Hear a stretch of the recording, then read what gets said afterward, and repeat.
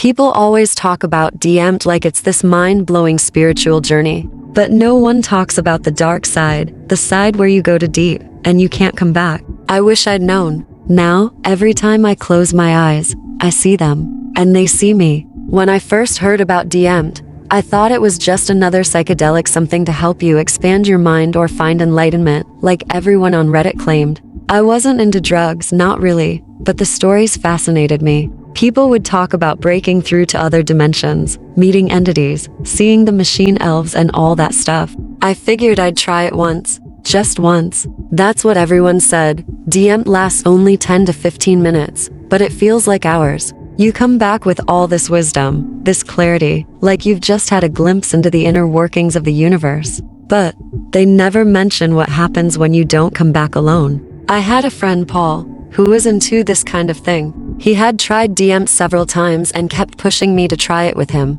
He had this sense of awe about it, always talking about these colorful, geometric realms and how he felt connected to everything when he was there. He said the entities were friendly, guides even, like they were showing him hidden truths about life. It sounded almost too good to be true. Eventually, curiosity got the better of me. We decided to do it one evening in his apartment. Paul set the mood, low lighting, soft music, the kind of vibe that made it feel like we were about to embark on some mystical journey. He handed me the pipe, already prepped, and told me to just breathe in deep and hold it. I took a long drag. The smoke burned my throat, but I held it in, just like he said. And then, it hit me. It was immediate, like being yanked out of reality. I saw colors first, brilliant neon hues exploding across my vision in intricate, swirling patterns. The room dissolved, and suddenly, I was somewhere else. A place that felt far too real to be just in my mind. It was like being pulled through a tunnel of kaleidoscopic light, faster and faster, until I burst through into an endless, glowing space. The colors were alive, shifting and morphing into shapes and structures that made no sense but felt strangely familiar, as if I had always known this place existed but had forgotten. At first, it was beautiful, mesmerizing even. I remember thinking, this is it. This is what they talk about. But then, they showed up.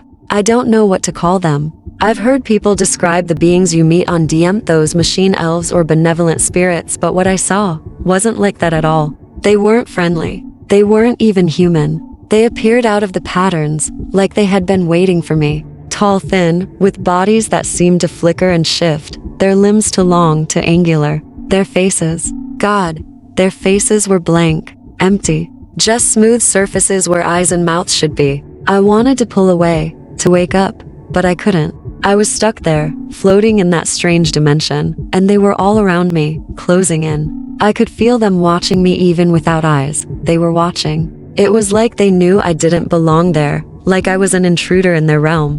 One of them reached out. Its fingers were long, too many joints, moving in ways fingers shouldn't move. It touched my chest, and I swear I felt it. A cold electric jolt ran through me, like a shock that went straight to my soul. And then I heard it. Not with my ears, but in my head. You're not supposed to be here. The voice was wrong. It wasn't a sound, it was more like a thought, but not mine. It was coming from them, all of them at once, pressing into my mind, filling me with this overwhelming sense of dread. I tried to move, to run, but I was paralyzed. It was like they had me locked in place. The patterns around me started to shift, twisting and warping into grotesque shapes, faces, mouths, screaming silently as they contorted in agony. The colors that had once been beautiful were now dark, oily, dripping with something that felt alive in the worst way possible. And those beings, they just stood there watching, waiting. I don't know how long I was stuck there. It felt like hours, days even, but I knew it couldn't have been more than a few minutes. Time didn't exist in that place. Everything was stretched and compressed, bending to their will. I finally managed to pull myself free mentally, I think. I remember feeling this overwhelming need to get out, to escape, and suddenly, I was being yanked back through the tunnel, away from them. The light, the colors, everything started to blur as I was pulled away, faster and faster. When I snapped back to reality, I was gasping for air, drenched in sweat. Paul was staring at me, his eyes wide with concern. He asked if I was okay, but I couldn't speak. I just shook my head. I couldn't even begin to describe what had happened. He kept asking, over and over, but all I could say was, they weren't friendly. They didn't want me there. Paul looked confused. He said that had never happened to him before, that the entities he met were always peaceful, welcoming. But what I saw, what I felt was different.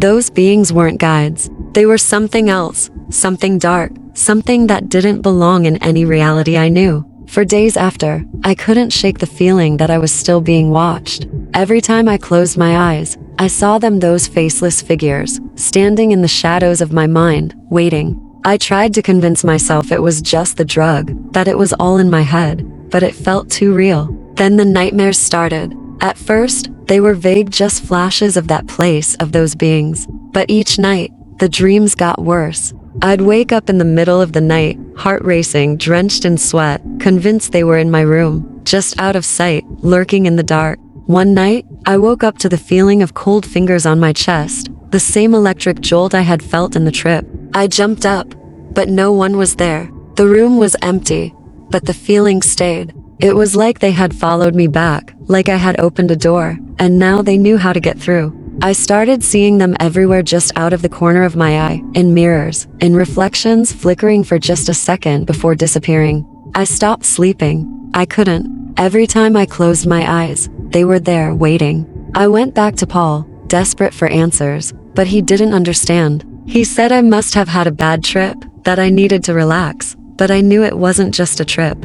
I had seen something real, something no one should ever see. I don't know what they are, or why they're here, but I can feel them. Every day, they get closer, watching, waiting for the moment when they can reach through again. So, if you ever think about trying DMT, just remember it's not all enlightenment and beautiful colors. There are things out there, things that don't care if you're curious, or if you're looking for answers. They're waiting in the dark, beyond the patterns, beyond the light. And once you see them, they see you too. Some doors aren't meant to be opened. Some things aren't meant to be seen. And once you step too far, there's no going back. No matter how much you try, no matter how much you beg, they'll always be there, waiting.